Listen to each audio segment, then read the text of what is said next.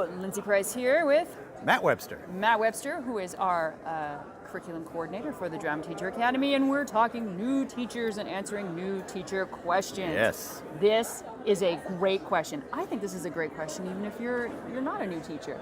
So it's how can teachers without a background in theater give feedback to students on acting and the technicalities of theater? Oh, I just think that teachers who are not new to teaching but new to the drama classroom must feel this all the time. Right, and it is a challenge because you have an expectation that you need to know all the lingo, you need to be able to do it correctly and properly, and if you don't know those things, that it's not going to work. And that's not the case. What you want to do is think about the outcomes, the educational objectives you want for your students.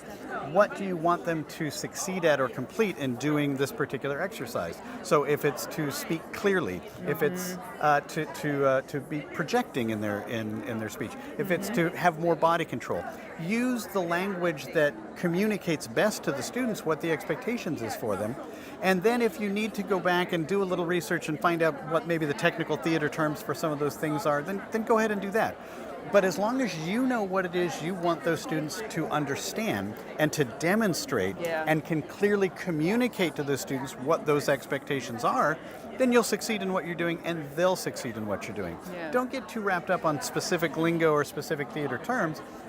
Be wrapped up in the idea of being clear. Of being clear of your expectations and making sure your students know and understand what it is you want them to do. Right. Rubrics are really going to be helpful for if you're not sure of terms or if you're not sure of how you're supposed to give feedback. If you've got it all, written out in a rubric or you found a rubric ahead of time, that's going to be helpful. Right. And once again, within the rubric, use that same terminology that you're sharing with your students so that everyone is on the same page and you were looking for these particular guideposts along the way so that the students know, okay, the rubric says I need to project clearly, I need to pronounce words clearly, I need to have physical control of my body, and I need to memorize. Okay, well those are the standards that have been laid out in the rubric.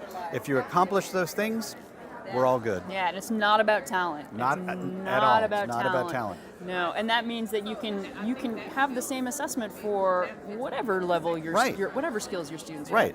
What if you feel that maybe there's something that you're teaching, maybe movement, and you're not quite sure how to model it? Where would you suggest a teacher go? I don't think it's a problem at all if you personally can't model. There are some things that I'm not as good at as other people, but I know how to find good versions of it. I can find it online, I can find video, and as long as I can demonstrate in some form and model to some form to my students so they can conceptualize in their head what it is I'm asking them to do and what a good example of the work looks like, it doesn't matter if I can't do it, as long as I can provide an example that they can see. Awesome. Thank you, Matt. You're very welcome.